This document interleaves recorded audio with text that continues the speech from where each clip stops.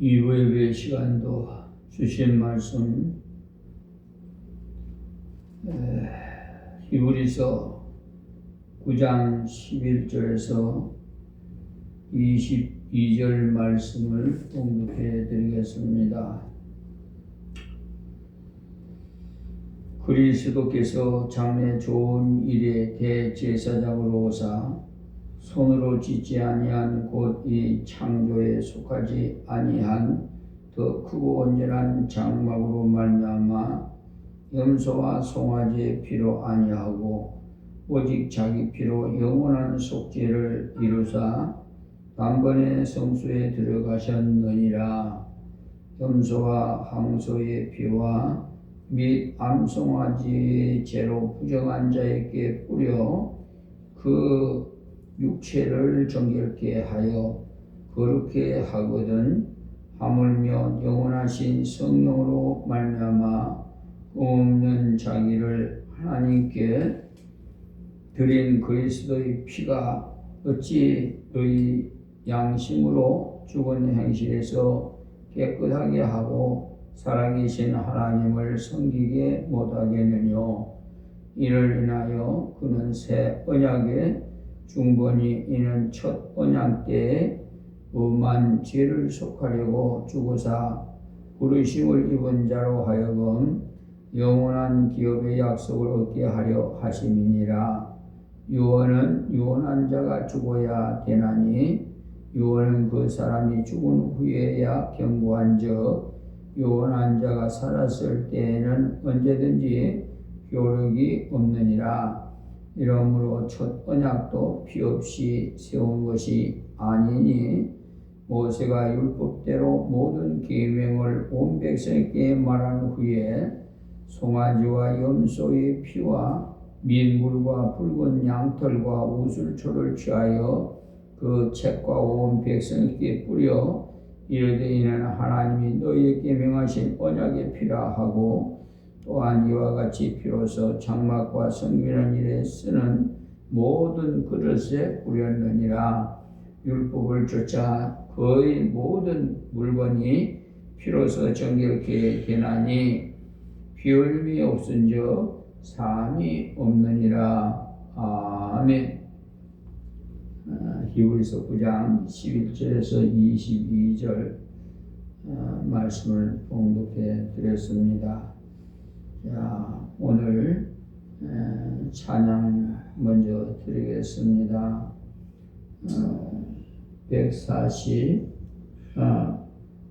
102장 찬양 드립니다.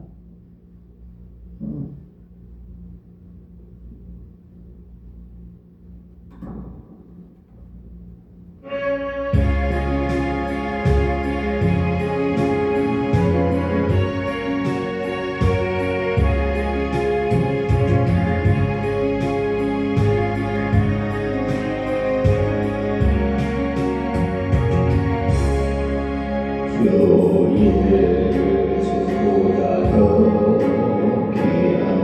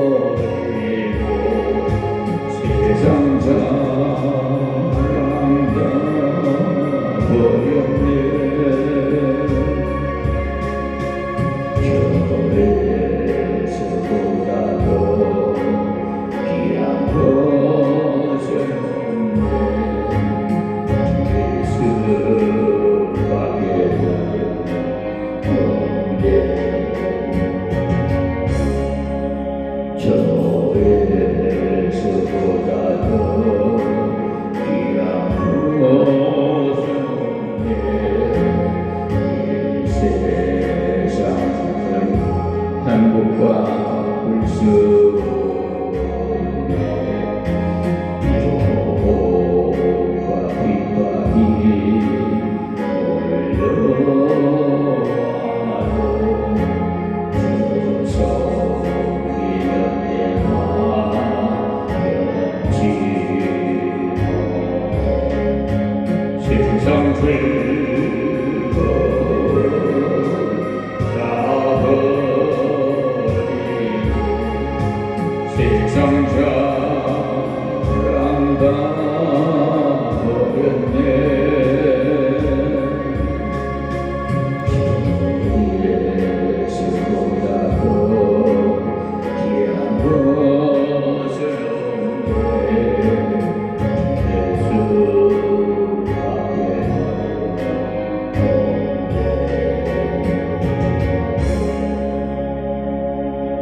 아멘.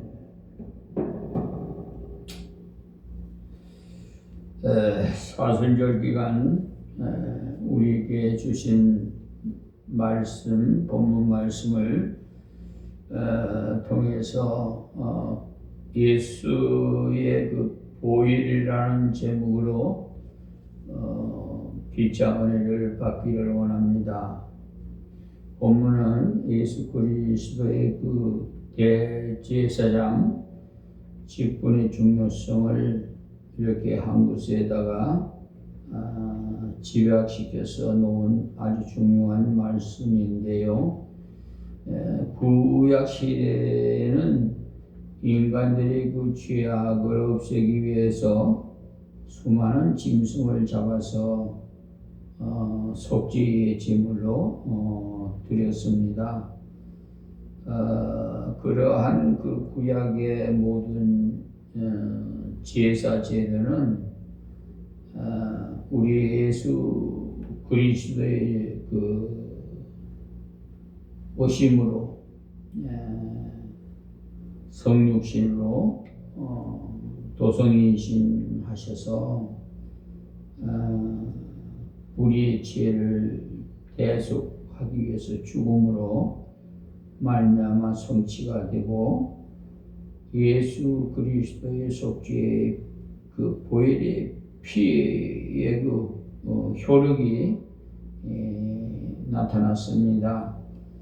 그래서 오늘 본문에 그리스도께서 염소와 송아지의 그 피로 아니하고 오직 자기 피로 영원한 속죄를 이루사 단번에 성소에 들어가셨느니라고 하셨습니다. 그래서 이 본문을 통해서 우리 예수님의 그 보혈, 그 피가 우리에게 주시는 그런 효력을 한번 생각해 보고자 합니다. 첫째는 예수님의 그 보혈의 피는 그러니까 조금 전에도 말씀드린 대로 구약 시대에 그 염소와 양을 잡아서 제사를 드렸는데 그 제사도 성소와 또 지성소가 있어요. 그래서 이렇게 제사장과 또 대제사장으로도 또 구분되어 있고요. 그래서 성소에는 일반 제사장들이 백성들의 범죄를 위해서 제물을 가지고 들어갔고, 또 지성소에는 1년에 한 번씩 대제사장이 피를 가지고 들어가서 백성들의 그 죄를 대신해서 속죄 제사를 드렸어요. 이것은 상징적인데요. 예수 그리스도의 그 사역에 대한 증거였습니다.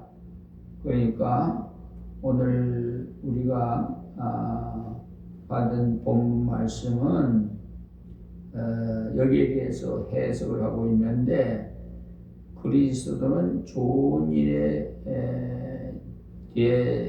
대제사장이라고 했고, 그가 들어간 성소는 사람의 손으로 짓지 아니한 성소로서 더 크고 온전한 장막이라고 하였습니다. 이것은 바로 예수 그리스도가 대제사장으로 오실 때 하나님이 사람의 몸을 입으시고 이 세상에 오신 도성이신하신 예수 그리스도의 성육신을 가리키는데, 그가 가지고 들어간 제물은 염소와 송아지 그 피가 아니고 오직 자기의 그 보혈의 피로 영원한 속죄를 이루신 영원한 제사장이라고 말하고 있습니다. 그래서 예수 그리스도는 영원한 대제사장으로서 이 세상에 오셨고, 그가 육체를 입으시고 이 세상에 오신 것은 대제사장의 그 제물을 가지고 지성소에 들어가신 것처럼 자기 몸을 제물로 삼기 위해서, 또 십자가에 죽으시기 위해 오심을 나타내고 있어요. 모든 죄를 위해서 자기 그 몸을 찢으시고 피를 흘려서 그 피로 말미암아 우리의 모든 죄를 깨끗하게 하신 우리의 영원한 대제사장입니다. 그러므로 예수 그리스도의 순환은 하나의 그 개인으로서의 순환이 아니고 하나님으로서의 순환이시니까 그 속죄의 효력은 아주 무한한 효력을 지닌 것입니다. 한 사람의 생명의 희생은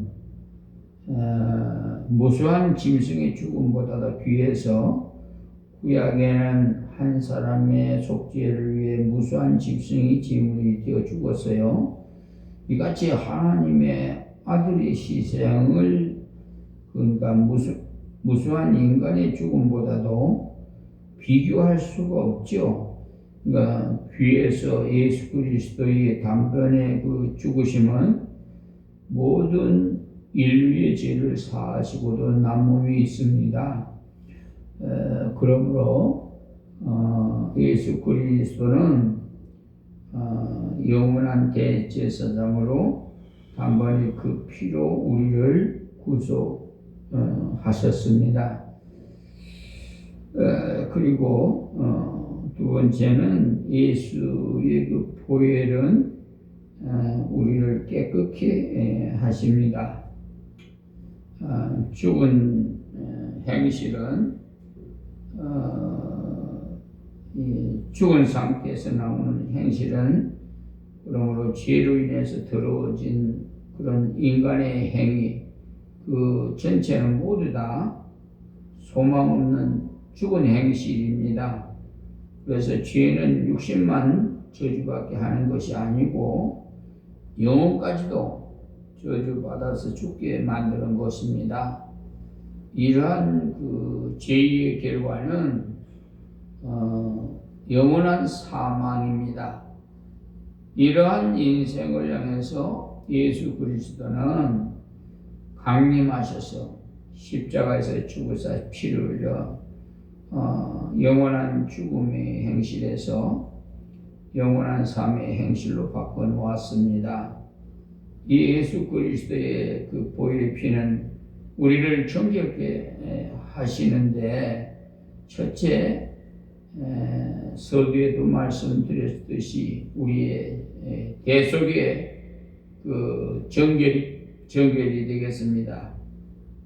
죄를 대속하신 더러운 죄를 아주 그냥 깨끗하게 정결케 하는데 첫째 목적이 있었고, 그리스도는 우리 피를 대신해서 죽음으로써 하나님 앞에서 법적으로 우리를 의롭게 했어요. 그래서 두 번째는 주관적 성결인데, 성령으로 말미암아 죄인에게 시련 저지가는 성화의 생활입니다. 다시 말씀드리면 예수 그리스도의 피는 우리를 의롭다 하실 뿐만 아니고 우리를 날마다 성결케 하시고 우리를 거룩하게 살아가도록 역사하시는 하나님의 능력의 피다.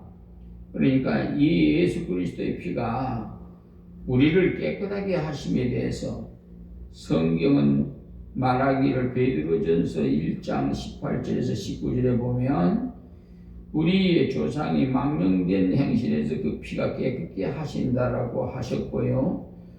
요한일서 1장 7절에도 그 아들 예수의 피가 우리를 모든 죄에서 깨끗하게 하신다 했습니다. 또 디도서 3장 5절에도 우리를 구원하시되 행한 바 의로운 행위로 말미암지 아니하고 그의 궁율하심을 쫓아서 중생의 시선과 성령의 새롭게 하심으로 하였다고 했고요. 로마서 5장 9절에도 우리가 그 피를 인해서 의롭다 하심을 얻었다 하였고, 히브리서 13장 12절에도 거룩하게 하려고 라고 말씀하셨으니, 거룩이라는 건 구분된 삶이죠. 이방인과 구분된 삶을 말합니다. 그리고 요한계시록 1장 5절에는 우리를 죄에서 해방시키셨다고 했어요. 죄에 있으면 자유가 없지요. 죄 지으면 감옥에 가야 되잖아요. 갇혀버리니까, 마귀의 종이 되니까. 그러므로 예수 그리스도 피가 우리를 정결케 했어요. 깨끗게. 예수님의 보혈의 피는. 그리고 세 번째는 예수님의 보혈 피는 살아계신 하나님을 섬기게 하셨습니다. 죄가 있으면은 하나님과의 대면을 할 수가 없어요. 원수가 되기 때문에 죄와는 완전히 하나님과는 완전히 원수입니다. 그렇기 때문에 죄를 가지고 하나님은 뵐 수가 없어요.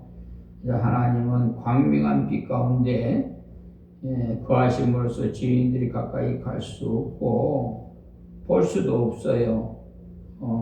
디모데전서 6장 16절을 보세요. 욥기서 37장 22절에서 23절에도 보시고, 거기 보면 북방에서는 금빛이 나오나니 하나님께는 두려운 위험이 있느니라고 했어요. 전능자를 우리가 측량할 수가 없나니 그는 권능이 지극히 크사 심판이나 무한한 공의를 굽히지 아니하심이라고 하셨습니다. 그러므로 시편 104편 2절에도 그는 옷을 입음같이 빛을 입었다고 했어요. 빛을 입으셨다고. 그는 가까이 가지 못할 뿐만 아니라 출애굽기 33장 17절에서 20절에도 보면 그걸 볼 수가 없다고 했어요. 그러니까 하나님을 본 사람이 없어요. 그런데 모세는 하나님의 얼굴을 보고자 했는데 하나님은 그에게 이르시되 나를 보고 살 자가 없다 했어요. 그러니까 모세가 하나님을 보게 되면 죽는다, 즉시 죽는다 이거죠. 그래서 하나님은 그에게 이르기를 나를 보고 살 자가 없다 하시고, 그는 하나님의 후광만, 그러니까 등이 되겠죠. 뒤돌아서서 후광만을 보고도 죽은 것 같이 되어버렸어요. 그 정도로 광채가 나니, 그러니까 전능자이기 때문에 감히 하나님을 본 자가 없어요. 뿐만 아니라 이 하나님은 살아계신 하나님이시고 복되신 하나님, 곧 복의 근원이신 하나님이시요, 또 한 분이신 능하신 하나님이시고 만왕의 왕이시고 만주의 주시고 죽지 아니하시는 하나님이시고 가까이 하지 못할 빛에 거하시는 영광의 하나님이십니다. 이러한 하나님을 섬길 수 있는 자격은 바로 죄가 없어야 돼요. 죄가 있는 상태에서 갔다가는 즉사합니다. 그렇기 때문에 갈 수도 없고요. 그러니까 죄의 문제를 해결 첫째는 받아야 돼요. 그래야만이 하나님 앞에 갈 수가 있어요. 구약의 제사장들도 백성의 그 죄를 위해서 제물을 가지고 성소에 들어가려면은 먼저 그 제사장부터 속죄 제사를 드려서 성결을 한 이후에 제사를 드리러 들어갔어요. 이같이 제사함을 받아야 하나님을 섬길 수 있는데, 우리가 살아계신 하나님을 섬길 수 있게 되었다는 것은 속죄의 은혜를 입었다는 말씀이에요. 그러니까 엄청난 큰 복을 받은 거죠. 특권을 받고 그러니까 속죄의 은혜를 입었다. 바로 이 예수 그리스도의 피의 효력도 하나님이 섬기는 자격을 부여하였다는 말이니까, 에베소서 2장 13절에 우리를 하나님과 가까이 하게 했다고 했고, 골로새서 2장 14절에도 우리를 하나님과 가까이 하게 했다면서 에베소서 2장 13절에는 자격을 부여해 받았다고 했어요. 그러니까 골로새서 1장 20절에는 하나님과 화목하게 했다 했고, 히브리서 10장 19절에는 피를 힘입어서 성소에 들어갈 담력을 얻었다고 했고, 시편 73편 28절에는 하나님께 가까이 하면 내게 복이라고 했고요. 요한일서 1장 6절에는 하나님과 사귐이 있다고 했어요. 누가복음 15장에는 탕자는 아버지 섬기는 큰 복을 받았고요. 그래서 성도가 하나님 섬기는 것은 큰 복 중의 복이에요. 곧 사함받은 증거고 하나님과 사귐이 있는 자고 하나님 앞에서 자녀가 된 자고 도리어 만민을 위해서 기도할 수 있는 제사장이 된 거예요. 그래서 우리 만인 제사장이 된 겁니다. 범죄한 그 인간이 하나님을 섬길 수 있는 것은 정말 놀라운 그 특권을 받은 거고 은혜를 입은 거죠. 인생 유일의 참 특권이 될 수가 있어요. 최대의 그 복락이고 최고의 특권이에요. 그러므로 이런 인간 창조의 그 목적이고, 창세기 1장 27절에 있는 말씀과 같이요, 죄인 구속의 목적이 되겠습니다. 계시록 22장 3절에 있는 말씀과 같이. 그래서 바로 예수 그리스도의 피가 이렇게 하십니다. 이것이 최대의 축복이다. 그러니까 하나님을 섬길 수 있는 것은 앞에 나가서 예배를 드릴 수 있는 건 큰 축복이에요. 우리가 지금 근데 그걸 잘 모르고 인식을 잘 못하고 있기 때문에 참 안타까워요. 그냥 어떤 분은 형식적으로 예배를 드리는 것 같이 하는데 그러면 안 돼요. 자, 네 번째는 예수님의 보혈은 우리로 하여금 영원한 기업의 약속을 받게 하셨습니다. 그래서 본문 15절에 첫 언약 때 범한 죄를 속하리고 죽으사 부르심을 입은 자로 하여금 영원한 기업의 약속을 얻게 하심이라고 했어요. 정말에서 예수님께서 십자가에 죽으신 것은 성도로 하여금 영원한 기업의 약속을 얻게 하기 위해서다. 그러니까 예수 그리스도의 피의 공로로 말미암아 죄사함을 얻게 되고, 사함받은 성도는 하나님 섬기는 제사장이 되고, 더 나아가서 하늘나라 영원한 기업을 누릴 수 있는 후사가 되게 하신 겁니다. 로마서 8장 17절에 보면 자녀이면 또한 후사 곧 하나님의 그 후사요 그리스도와 함께한 후사니 우리가 그와 함께 영광을 받기 위해서 고난도 함께 받느니라고 하셨습니다. 그러니까 사람들은 소유를 누린다는 것은 대단한 축복으로 생각하는데, 그러나 이러한 축복은 세상 것으로 되는 거 아니에요. 세상에 그 아무리 많이 가지고 있어도 그것은 모두 헛된 것이기 때문에, 이것은 모두 불타고 없어질 것이기 때문에. 그러나 예수 그리스도의 피는, 보혈은 우리에게 영원한 기업의 약속을 받게 하시고, 만물 소유의 축복을 누리지 못한 채 산다 하더라도 예수 그리스도의 피가 있는 자녀에게는 주님과 함께 영원한 기업의 나라를 바라보고 살아가다가 마침내 그것을 소유하게 될 겁니다.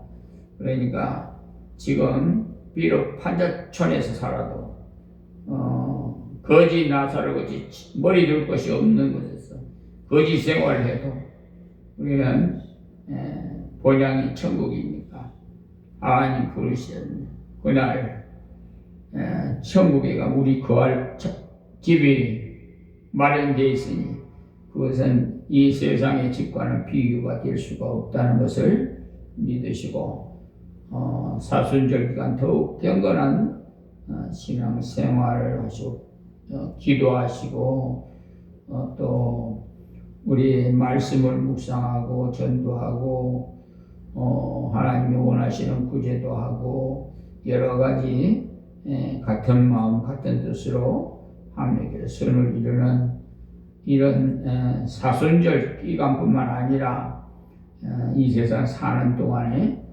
지속적으로 이런 경건한 신앙생활을 하시기를 주의 이름으로 축원하면서 말씀을 맺겠습니다. 하나님 고맙고 감사합니다.